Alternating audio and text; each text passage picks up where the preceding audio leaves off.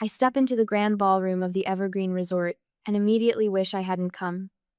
Chandeliers drip crystal light across marble floors, and wealth whispers through the room in hushed tones of respect.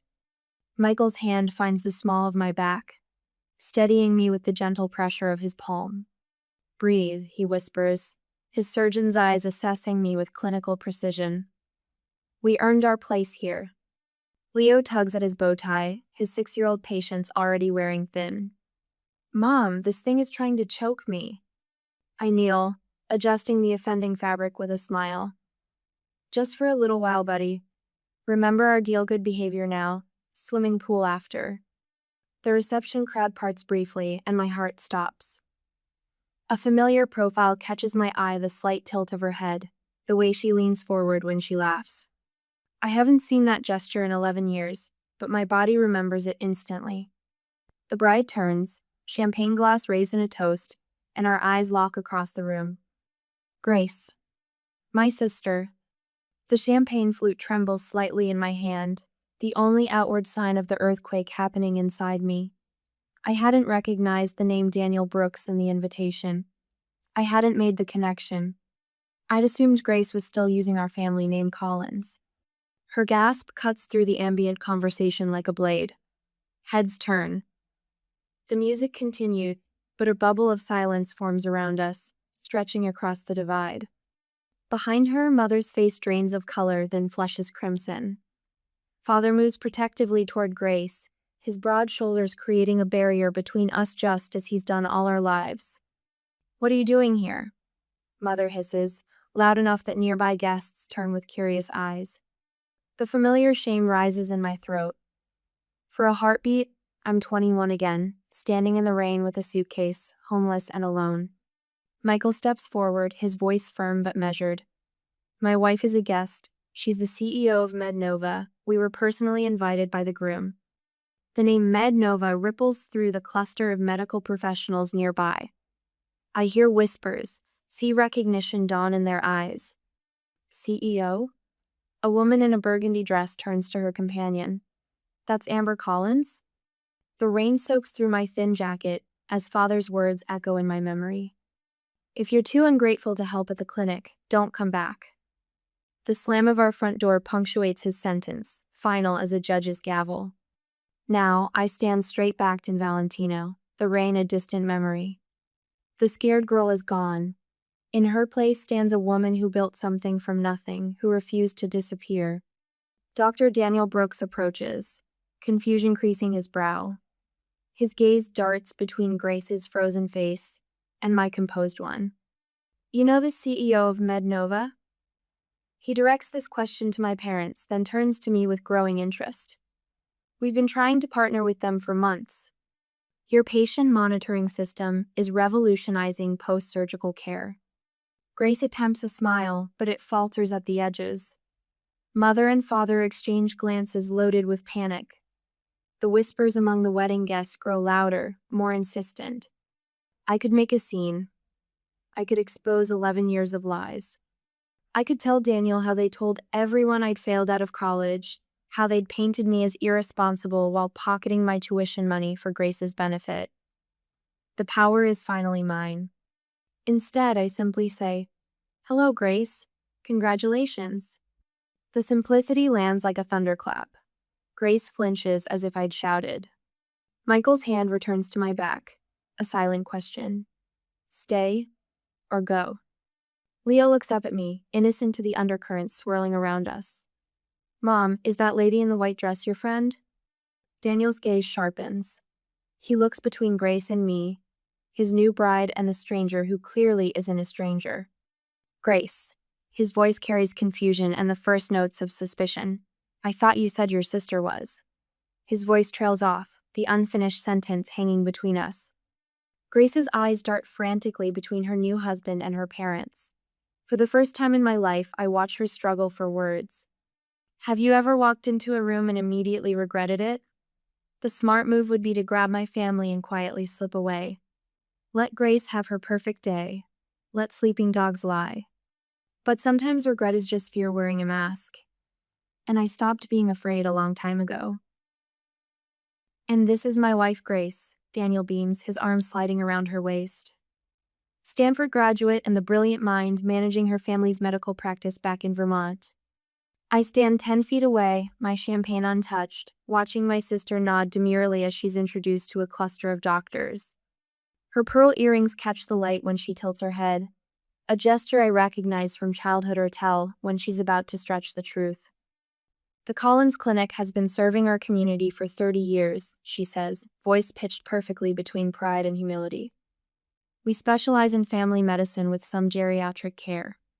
Michael touches my elbow, drawing my attention to the conversation unfolding beside us. A silver-haired woman in an elegant pantsuit studies my name badge. Mednova? Her eyes widen. You're Amber Collins? Your presentation at last month's medical summit was brilliant. The patient monitoring system you've developed is changing post-surgical recovery protocols across 3 states now. 4, actually, I smile. We just finalized implementation with Northwestern's hospital network. Across the room, Grace fumbles through a response about platelet therapy trends. The doctor questioning her exchanges a subtle glance with his colleague. I thought Stanford's medical program had shifted away from that approach 3 years ago, he says, brow furrowed. Grace's laugh floats a pitch too high. Well, you know how these academic debates go. Some professors hold on to traditional methodologies longer than others. Daniel's expression shifts almost imperceptibly, tightening around the eyes, a slight withdrawal of his arm from her waist. He's noticing the discrepancy. Amber. The voice behind me belongs to my father. 11 years older, but unmistakable, the same commanding tone that once sent me scurrying to answer phones at the clinic after school while Grace practiced piano. You need to leave, he says, positioning himself between me and the rest of the room. You're ruining Grace's day. Michael stiffens beside me, but I place a steadying hand on his arm. I was invited by Daniel, I reply, my voice low but firm. Perhaps you should explain why that upsets you. Father's face reddens. The expensive suit he wears can't disguise the man beneath a small-town doctor whose authority stops at the borders of his own practice. Don't play innocent. You showing up like this, flaunting your whatever company you claim to run. Mednova is hardly a claim, Dennis. Michael steps forward, every inch the Harvard-trained surgeon. The medical technology conference in Boston last month featured your daughter as the keynote speaker. Her monitoring systems are in 27 hospitals nationwide. A nearby guest turns at this, clearly recognizing the company name. Across the room, my mother hovers near Grace, desperately trying to steer Daniel's colleagues away from my direction, her hands fluttering like panicked birds. Too late. The connections are already forming throughout the room, medical professionals recognizing my name, making associations. Leo tugs at my hand. Mom, can I have some cake now? You promised. In a minute, sweetheart. Leo looks past me, eyes fixed on Grace. Is that lady your sister? Does she go to Stanford like you did?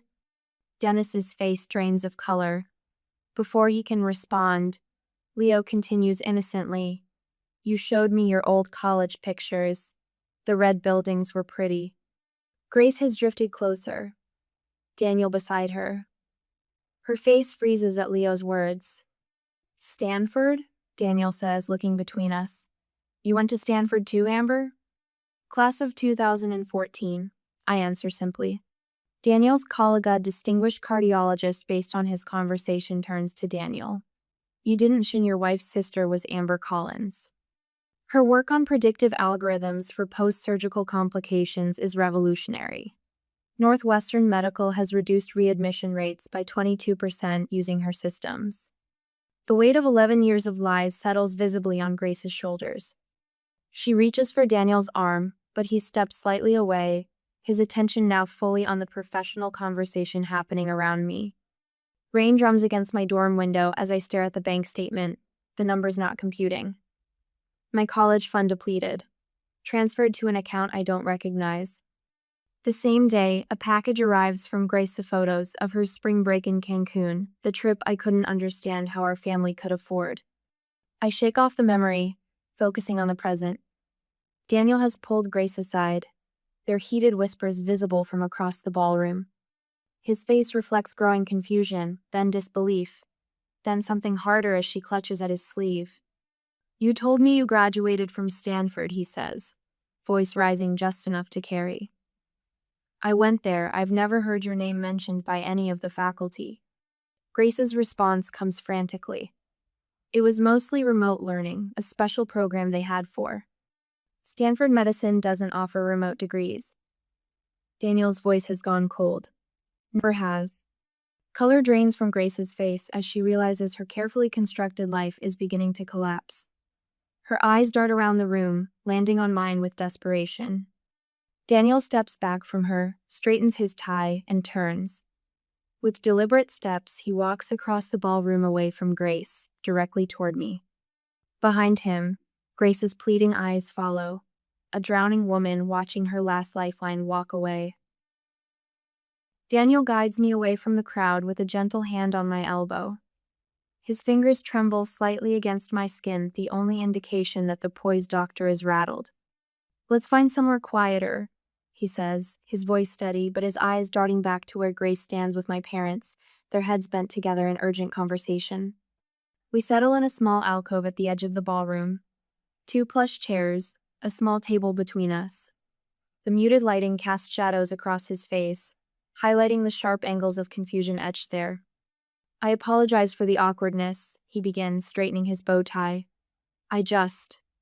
His words trail off, uncertain how to frame the chasm of questions between us. "You didn't know Grace had a sister." I finish for him, keeping my voice neutral. Daniel's eyes widen. "She mentioned a sister once, but said you dropped out of college after a semester, that you couldn't handle the pressure and disappeared." The old wound throbs, but I don't flinch. Years of boardroom negotiations have taught me to keep my face composed even when bleeding internally. "I graduated summa cum laude," I say simply, "while working 3 jobs. 3 jobs? His brow furrows. Mornings at a coffee shop, evenings at the hospital reception desk, weekends at a call center. The memories flood back the bone. Deep exhaustion, falling asleep over textbooks, the relentless push forward. I put myself through school part-time. No family support." Each word lands like a stone between us, ripples spreading outward. Daniel's expression shifts from confusion to calculation, the surgeon's analytical mind reassessing everything he thought he knew. "Stanford?" he asks, naming his alma mater. I shake my head. "Community college first, then State University. I couldn't afford Stanford after I discovered my college fund had been." I pause, choosing my words carefully. "Reallocated. To Grace's education," he concludes, the pieces clicking into place. The ballroom around us blurs as memories surface sleeping on Sarah's lumpy couch for 6 months, showering at the YWCA when Jamie's boyfriend kicked me out, eating ramen for weeks straight to save for textbooks. The humiliation of asking professors for extensions because I couldn't stay awake after triple shifts. "The hospital where I worked reception," I continue. "That's where I met Michael. He was a resident then. I remember that night clearly hunched over healthcare administration textbooks during my dinner break, exhaustion pulling at my eyelids. Michael stopping at my desk, curious about the complex diagrams I'd sketched in the margins. "You understand Kellerman's patient flow theory?" he'd asked, surprised. "It's flawed," I'd replied without looking up. "The bottleneck isn't intake, it's documentation requirements between departments." He'd pulled up a chair, and we'd talked until my break ended. The next day, he brought coffee and questions about my ideas for streamlining patient monitoring.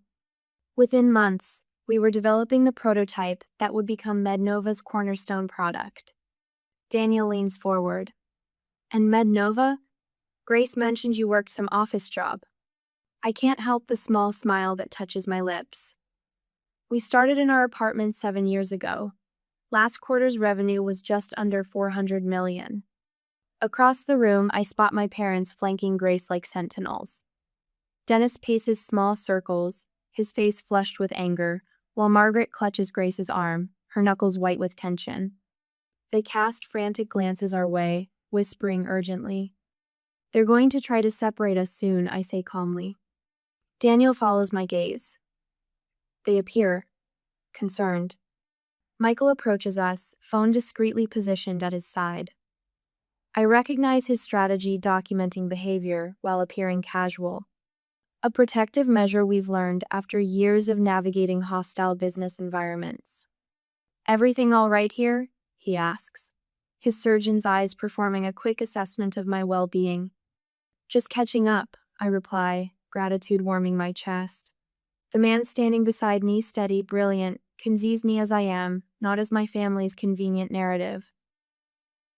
On cue, Margaret bustles toward us, her voice pitched to Carrie. Daniel, there's someone from Boston General dying to meet you. Her eyes slide past me as if I'm invisible. A familiar sensation. Daniel stands his ground.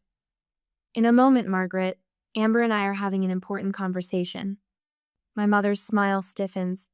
Always the attention seeker, our Amber. She turns to the nearest cluster of guests. She's always been jealous of her sister's accomplishments. The statement hangs in the air like smoke, acrid and choking.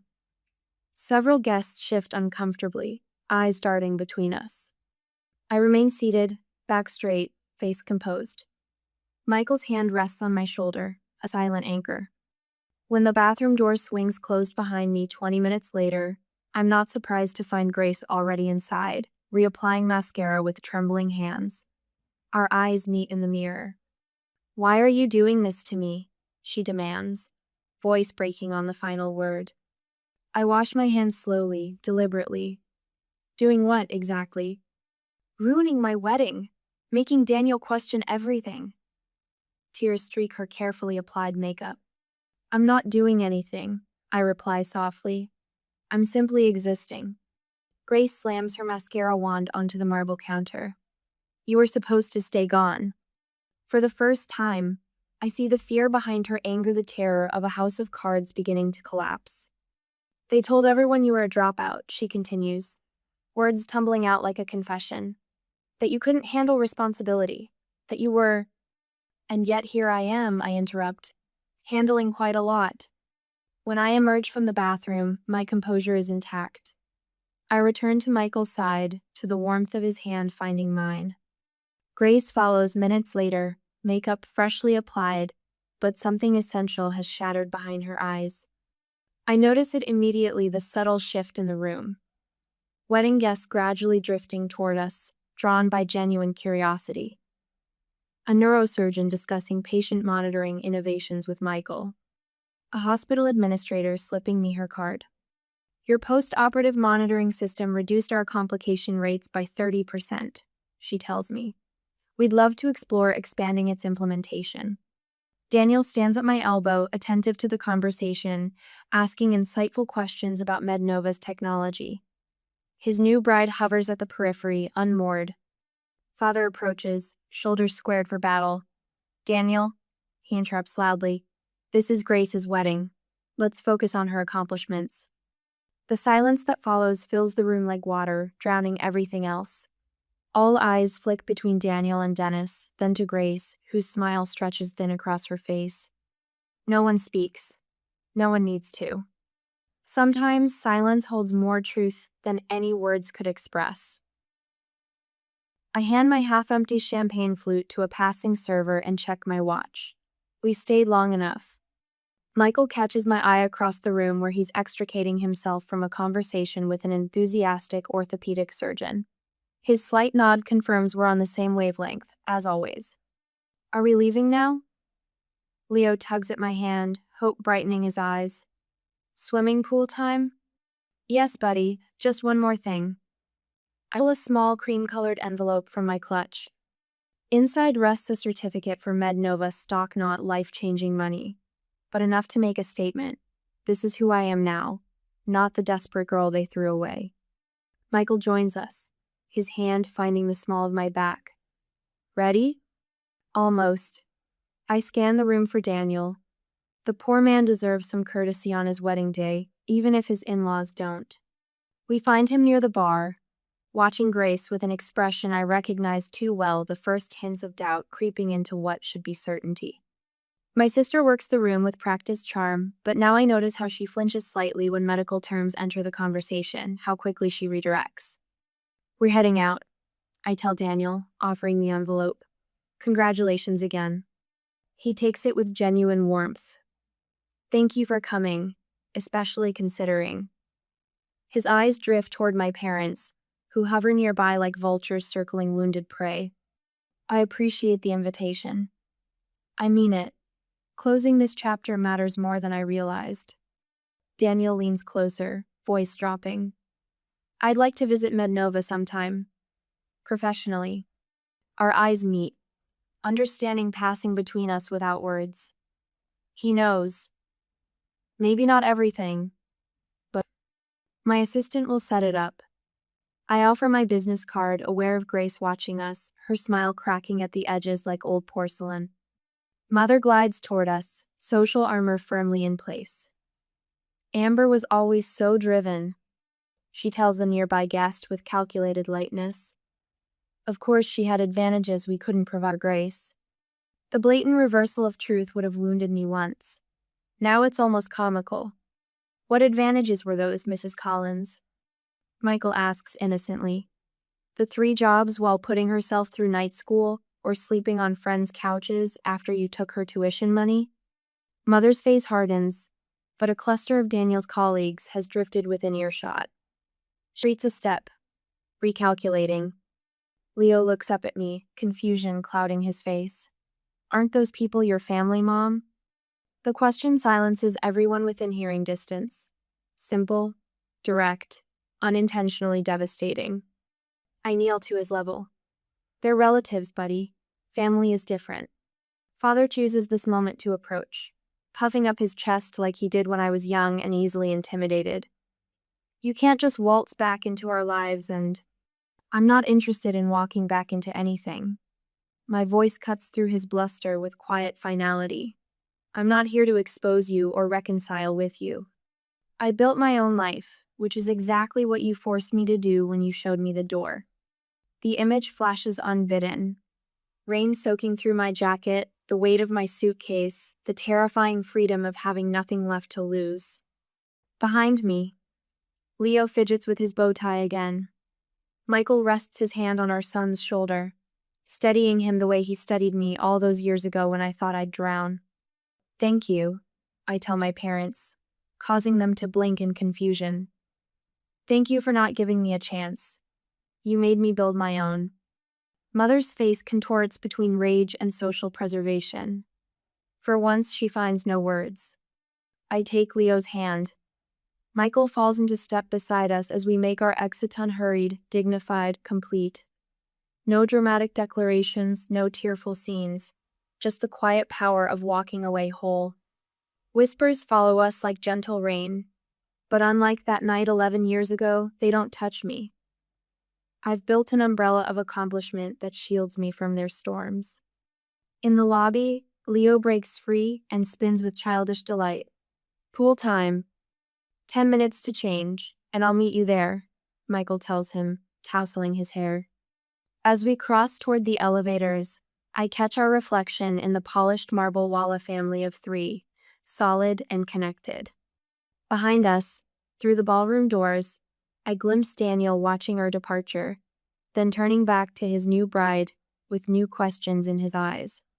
Some weddings mark beginnings. This one marks an ending, the final release of expectations I never needed to fulfill, approval I no longer seek, and pain I refuse to carry forward. Leo punches the elevator button with enthusiastic determination. Up we go. Yes, up we go indeed. Sunlight angles through the floor-to-ceiling windows of my office, casting long shadows across the polished concrete floors. 1 month has passed since Grace's wedding, but the memory still lurks in corners of my mind like a half-forgotten dream. I scan the partnership proposal from Boston Memorial, a contract worth 8 figures sprawled across my desk. Mednova's patient monitoring system reduced post-surgical complications by 37% in their trial run. Numbers don't lie. Numbers don't play favorites. My assistant Meredith's voice crackles through the intercom. Dr. Daniel Brooks is here to see you. My pen stills against paper. I hadn't spoken to my sister's husband since that night. Sent him in. Daniel enters like a man carrying invisible weight. His shoulders curl forward, suit jacket wrinkled at the elbows. Dark circles shadow his eyes. Thank you for seeing me without an appointment. He stands awkwardly until I gesture toward the chair opposite my desk. Coffee? I offer. He shakes his head. I can't stay long. I wait. Experience has taught me the power of silence. I've consulted with a lawyer about annulment possibilities. The words tumble out like stones. Everything Grace told me was fabricated. She never attended Stanford. She never managed your parents' clinic. She's the receptionist. I absorbed this without surprise. The lies were always there, waiting for someone to notice. I'm sorry to hear that, I say, and mean it. Your parents made her the face of their practice while they... His voice trails off as he runs a hand through disheveled hair. The billing practices at their clinic, they've been charging Medicare for procedures never performed, using outdated codes deliberately. Grace helped them do it. The revelation lands like a slap, not because it's shocking, but because it confirms suspicions I buried years ago. I didn't mean to drag you back into this, Daniel continues. But when I started investigating Grace's background, I found patterns, discrepancies. Your name kept appearing in old clinic records, then vanishing completely 11 years ago. The skyline beyond my window shimmers in summer heat. I built this view from nothing, while they built their lives on fabrications. They used my college fund for Grace, I say simply. When I confronted them, they told me I wasn't Stanford material anyway. Daniel winces. The irony is, I never wanted to be a doctor. I wanted to improve medical systems, make them more efficient, more accurate. You've done that, Daniel says, glancing around my office. MedNova is transforming post-surgical care across the country. A silence stretches between us, comfortable in its honesty. The clinic is being investigated, he finally says. I submitted anonymous information to the proper authorities after discovering the extent of the fraud. They've been doing this for nearly 15 years. 15 years. Beginning right around the time I left for college. My phone buzzes with a text from Michael. Picking up Leo early, zoo day. Join us? A warmth spreads through my chest.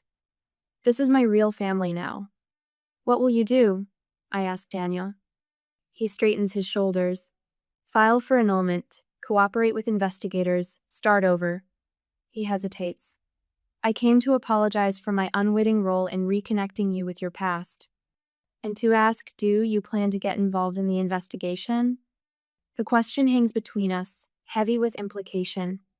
I could destroy them completely.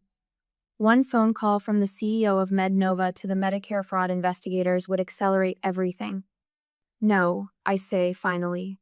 I built my life separate from theirs. I intend to keep it that way. Relief washes across his face. Thank you for seeing me. After Daniel leaves, I stand at my window, watching traffic flow 40 stories below. My phone vibrates with a voicemail notification. Grace's number, the 3rd this week. Michael calls as I'm gathering my things to meet them at the zoo. You sound tired, he says. Daniel Brooks came to see me. The family clinic is under investigation for Medicare fraud. A pause. Are you okay? Yes. The answer surprises me with its truth. Are you going to get involved? I watch a red-tailed hawk circle the skyscrapers, riding thermals with effortless grace. I was thinking about what you said last week, about how my success is already their greatest punishment. I stand by that, Michael says, but it's your choice. My computer chimes with an incoming email. An attorney representing the Medicare Fraud Investigation Division, requesting information about my time at Collins Family Practice. Attached are documents requiring my testimony. They want me to testify, I tell Michael. What will you do? I consider the question. Part of me wants to delete the email, refuse the request. Let whatever happens to them happen without my fingerprints anywhere near it. Another part remembers patients who trusted them. Elderly men and women whose Medicare benefits were stolen. I'll forward them copies of the clinic's original records from when I worked there, I decide. Nothing more, nothing less, just the facts. I'm proud of you, Michael says. My phone buzzes again. Another voicemail from Grace. Her third today. The first one begged for money. The second threatened to tell Leo the truth about his mother. I don't need to hear the third. I press delete without listening, the small action surprisingly final. Leo wants to see the new tiger cubs, Michael says, his voice a welcome anchor to my real life. Tell him I'm on my way. I gather my bag, pausing at the door to look back at my office. The Boston Memorial contract waits on my desk, another hospital ready to implement the system I built from nothing but determination and long nights. I close the door behind me, leaving Grace's voicemail in digital oblivion where it belongs. Some debts can never be repaid. Some wounds never fully heal. But I've learned that moving forward doesn't require forgiveness. Sometimes it just requires letting go. The purple coneflowers bend towards sunlight. I pinch back another spent bloom, adding it to the collection in my palm. 6 months have passed since the wedding. 6 months of breathing easier, like finally stepping out of shoes that never quite fit. Leo races between the raised beds, his Batman cape fluttering behind him. Mom, can I water the tomatoes? Start with the peppers, I tell him, pointing to the drooping leaves. They're thirsty today. He grabs his small watering can, tongue poking out the corner of his mouth as he concentrates on not spilling.